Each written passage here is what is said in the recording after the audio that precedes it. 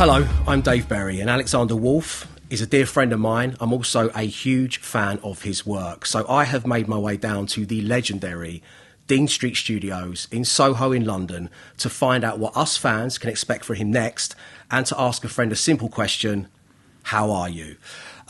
Now, Alexander, as a mark of respect throughout this conversation, I'm going to call you Alexander. I'm not going to call you by any of the many nicknames that you have that we use in our private time. Yeah.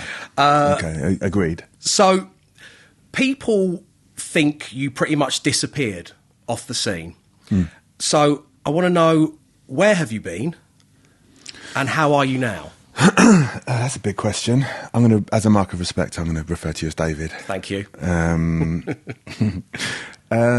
I have been making an album. I was very ill for a while, and the album is about falling apart, wanting very much to hide it from everyone and from myself, accepting it about myself, and then writing about it. That's where I'm at the minute. Was that time that we weren't hearing or seeing anything from you, was that, it wasn't all spent making the record, which we'll get into in a second? No, definitely There would not. have been a lot of that time, well, I know there was a lot of that time when you were basically, you just locked yourself away and we were all really concerned about you. So basically what happened is I had a breakdown, and it was about a year and a half ago, and I just lost a sense of meaning and purpose. I like got super dark. I ended up in a mental health rehab place for a while. It was dark stuff. And actually, it came at a point when I needed to look at that stuff in myself.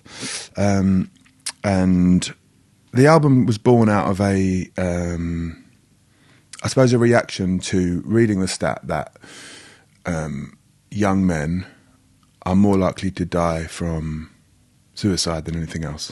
Yeah, it's a shocking statistic. It's horrific, and it's the most likely thing to kill me is me. The most likely thing to kill you is you, statistically. And so that's quite a well-used statistic, and it's an important one. The other one that I think is more interesting is that 80% of those people never sought help. No, yeah. So, which tells me that men would rather die than talk about this shit. Yeah. You know? Yeah, I'm laughing because it's just so shocking. And I think that's why, you know, that onus on talking about mental health, and if we're talking about it amongst men, I think that stat is why so many family members and friends are left behind just asking, like, why couldn't you just have asked for help? Yeah. Why couldn't you have said something? And that, I think, you know, and this would have affected so many people watching this right now. It certainly has me. It's that you could have done something. I could have done something for you. We could have been in this together, and maybe that would have had a better outcome, you know? Yeah. And so I think for us as your friends, I think when you went into the mental health rehab, you went into that clinic, that was a huge step that you took there. That's a very brave thing to do. And are you pleased you did that? As we sit here in these beautiful studios in Soho now, kind of looking back, I don't expect for a second that everything's fixed and repaired, but was it important that you did that? For me, it was rock bottom. I don't even have to say the words, but I tried to kill myself, which is what put me there, which is crazy thing to say out loud.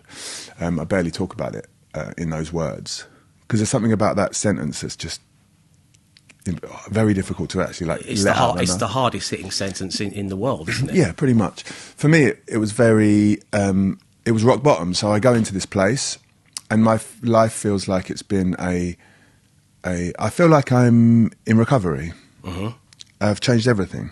I don't drink. I don't do drugs. There's lots of things I don't do, and I do. I mean, I went to live in Vietnam for 4 months. I spent a fortnight with monks in a like Sivananda meditation retreat, and I did all the stuff. I did everything I had to do to get well, because I didn't want to be here anymore. Yeah. And I've lost lots of people in my life to this stuff, and if not that addiction, there's a real problem with this stuff. with mental health. I wanted to write an album about it. I wanted to make work about it. It's the only way I can make sense of things, really, is to write songs about things and understand myself better, understand the issue better. Well, that brings us onto the work, which I've been very fortunate enough to hear and to watch the accompanying videos, which are also fantastic. And I'm going to be listening to some of the album actually today in this top-of-the-range professional studio environment, which I'm really excited about. It's called Everythinglessness. And it tells the powerful tale of a young man's struggle, and it kind of charts his life, which is just amazing. So tell me more about the idea behind that.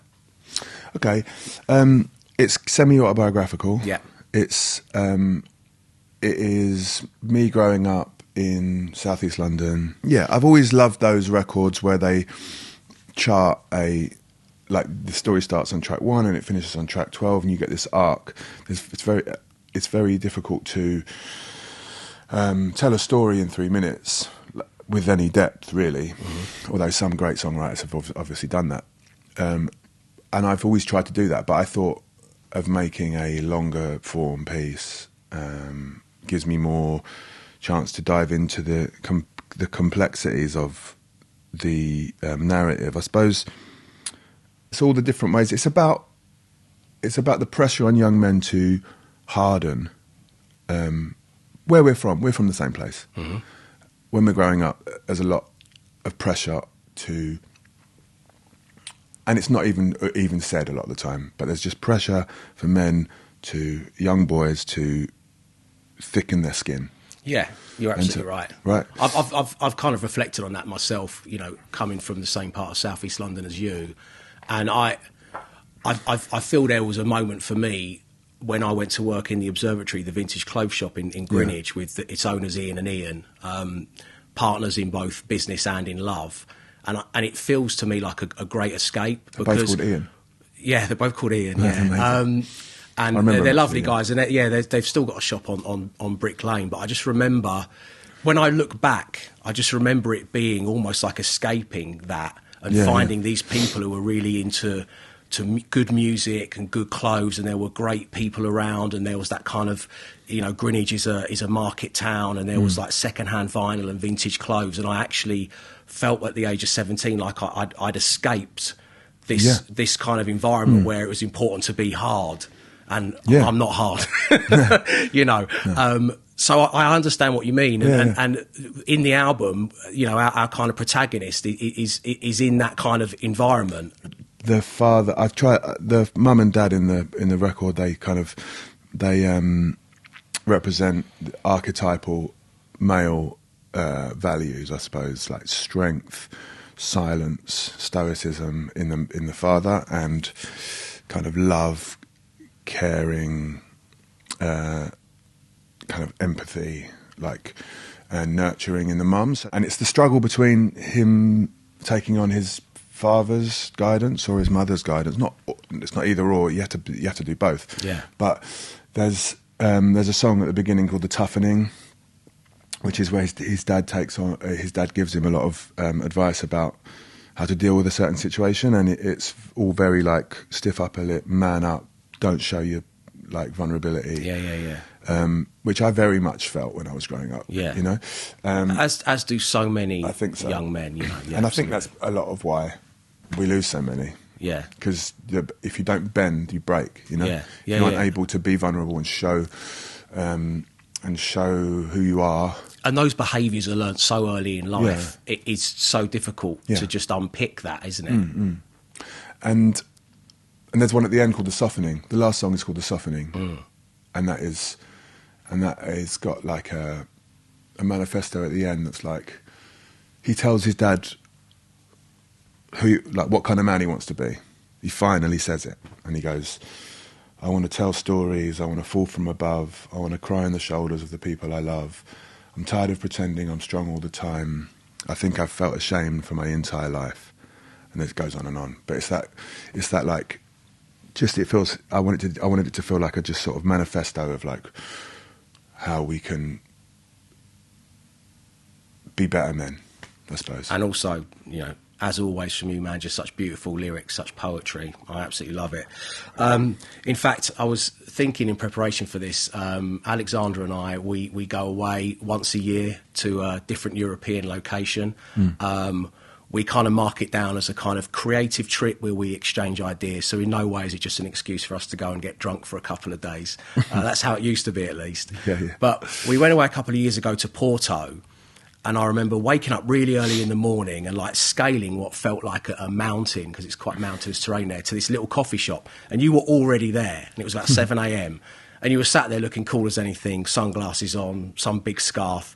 You had your little espresso in your massive hands. You had your notepad out, and you were writing lyrics. And it was just a picture perfect, content human being, like someone in their happy place.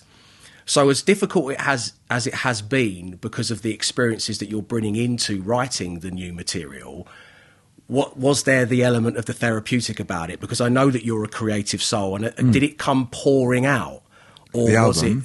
or was it tougher than that?